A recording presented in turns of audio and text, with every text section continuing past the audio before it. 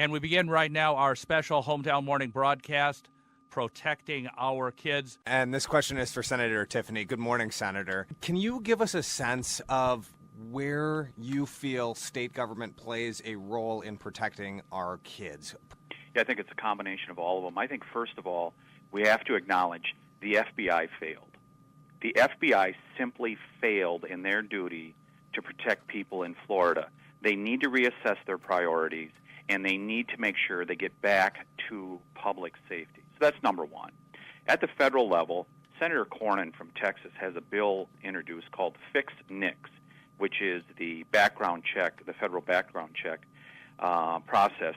And one of the things it requires is agencies to get their information, to coordinate to get their information to NICS so that it can deny a gun permit when appropriate. We've seen a couple failures where agencies, for example, one case in the Texas shooting in the last year or two, the Air Force had not notified the NICS check, the Department of Justice, that there was a problem there with that person. So I think there's things, to answer your question, I think there's things that can be done at the federal, state, and local level. And I was at a roundtable with Attorney General Schimmel about a week ago, and this was right after this shooting, and he commented, if these same notifications had been given to the State Department of Justice as they had been to the FBI, they would have acted. So oftentimes we have the tools in place, they just need to be used. And my question is directed toward Deputy Chief, soon-to-be Chief of the Wausau Police Department, Ben Bliven. At 3 levels, preventative, response, training, how does local law enforcement work with the schools to address potential school violence and shootings? Well, we have a big obligation in our community to be great partners with people from all different organizations, especially with the school district this day and age. So we've got a great relationship with those school districts so that we understand what is going on in the schools. Of course, part of that preventative measures are putting police officers in our schools, so putting police officers in our high schools, putting police officers in our middle schools so that there's an immediate presence there, but also so that we can build relationships with these students and with these faculty. So if they feel comfortable with a police officer and they see something, they can say something, and we can build those relationships and get all of the critical information to try and do the preventative measures. Another component of this is the mental health component. So we've done everything we can to work with our schools and with our mental health providers in our community to get the resources that our students and our kids need to address mental health issues that are occurring and can be a component of these types of incidents. Senator Johnson, this is Shireen Siewert from Wausau Pilot and Review. I just have a quick follow-up question for you. I noticed that you are differentiating this between, you're making a difference between gun violence in schools and terrorism. Do you feel that they're two separate issues, or is this just a different type of terrorism? Well, I mean, you can get hung up on definitions. It's awful. It's violence. It shouldn't happen. It shouldn't. Deaths shouldn't occur in Israel. It shouldn't occur in the United States anywhere, particularly not in our schools. So that's part of the problem of the debate. People get hung up on phrases, on terminology, when what we need to do is take a look at the root cause of the problem. What is causing all these things? There have been cultural shifts. There are problems with breakup of the American family. Our kids don't have as much parenting as they used to have. They don't have as much attention. There's violent video games. I mean, there's so many things that you can take a look at. The drugs, overdoses. I've been highly involved in the opioid overdoses. So there's just so many problems affecting our society.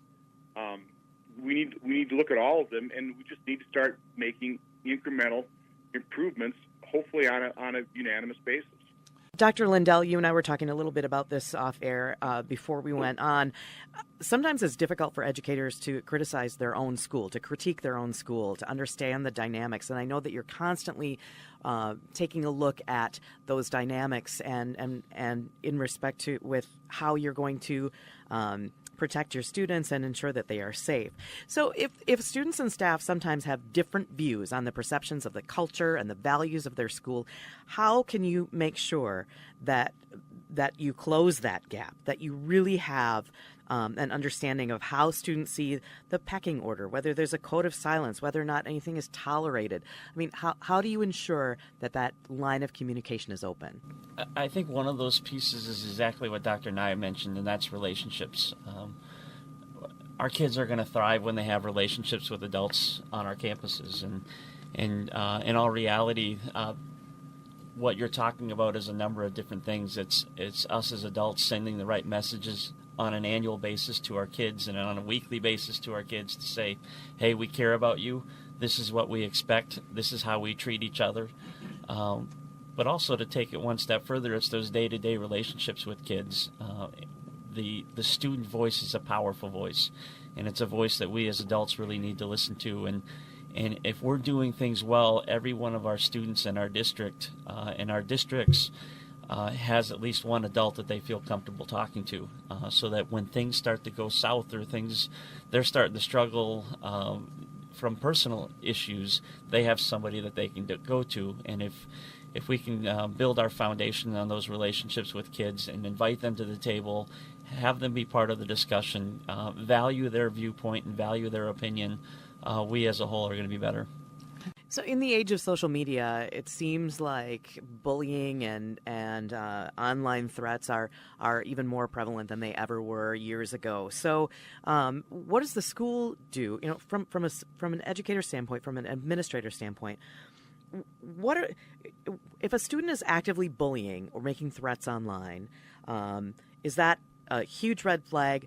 Is that a warning sign? And what do you do about that when you're alerted to that? What is it? What's appropriate for the school to do? And if we could start with Dr. Nye. Well, our bottom line is learning, and the reality is we're not going to get to academic learning if kids don't feel safe, if they don't feel comfortable in a school setting. So although there may have been a point in time when even the community would expect that things that happen outside of our school walls, we would sort of set those aside and deal with just things that happen within the walls. I think we've gone far past that and acknowledged that things cross over. They affect learning, even from a brain standpoint. Kids that are not safe are not open to, reading, writing, and arithmetic, so to speak.